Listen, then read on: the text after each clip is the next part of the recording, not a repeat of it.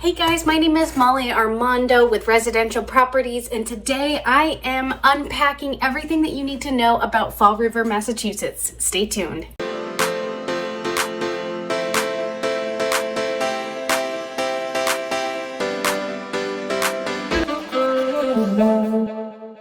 Hey guys, and welcome. My name is Molly Armando. I am a real estate agent with Residential Properties, and my channel is solely focused on the south coast of Massachusetts. Whether you are looking for a great place to get takeout, maybe you're looking for the best beaches on the south coast, I am here to break down everything you need to know about living on the south coast of Massachusetts.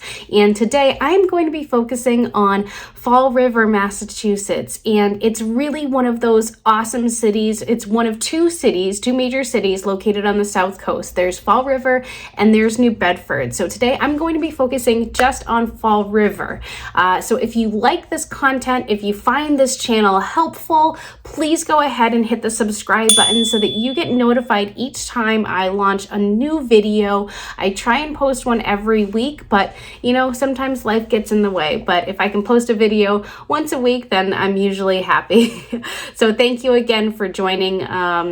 Today I'm going to be focusing on Fall River. Fall River is one of those places that has a little bit of everything. Whether you're into history, there's a bunch of museums like Battleship Cove. I personally love the Children's Museum in Fall River. I take the kids there all the time, but there's just a lot of history. The city was founded on the textile industry back in the day, so there's a lot of old mill buildings that have been refurbished into mixed-use commercial properties, also some residential properties as well. But it's one of those cities that I think is really starting to turn around.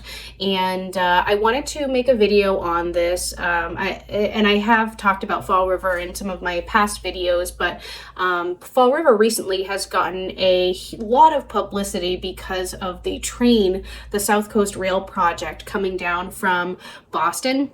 And I'll link to I did a video on the Southcoast Rail project a few weeks ago, and I will link to that below. But I think that it's going to be super, super impactful for Fall River because it's literally connecting Fall River to Boston. So there's going to be a few different lines that connects to Boston, but one of them is going directly into Fall River. So I think that it's going to create tons of jobs, tons of opportunities for people in the city and outside of the city. It's going to create more exposure for the city itself. More people are going to be traveling to Fall River from other areas of the state, which is awesome. So I'm so excited for that project to come to fruition next year. Actually, this year, 2023, now that we're in 2023. But Fall River is it's awesome. Like I said, there's a little bit of everything.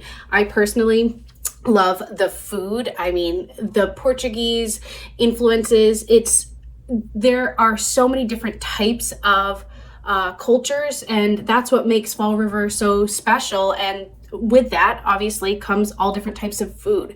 I will link to some of my favorites, but Sam's meat pies, they are just unreal. I make a special trip out there before every Easter. I stock up on the meat pies because they are just that good. They're worth the drive. I live about half an hour from Sam's.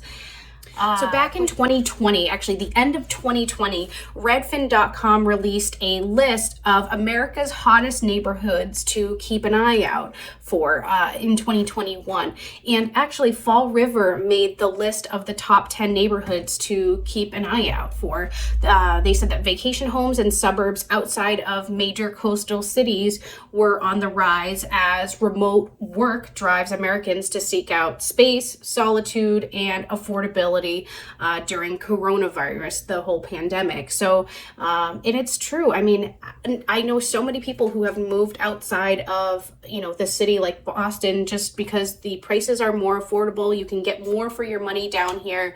So especially with the train line getting connected to Fall River, I think it's really one of those up and coming places. So I think Redfin may have hit the money on that one, but it's, I work with a lot of investors specifically in New Bedford and Fall River who are just, chomping at the bit to get a good deal before prices potentially rise in these cities. So like any other city, Fall River is divided between a few different districts within the main city itself. So depending on what your interests are, that may play a factor in where you potentially like to live if you were thinking about moving to Fall River. So there are the Highlands, there are the Lower Highlands. I mean, there are probably 12 different divisions or 12 different districts within Fall River itself. So if you have any questions about places to go, things to see, or potentially places to live, I'm happy to help answer any questions that you have. I wanted to make a video on Fall River because over the last year, I have spent more time in Fall River than I have in a very long time, and I've gotten really familiar with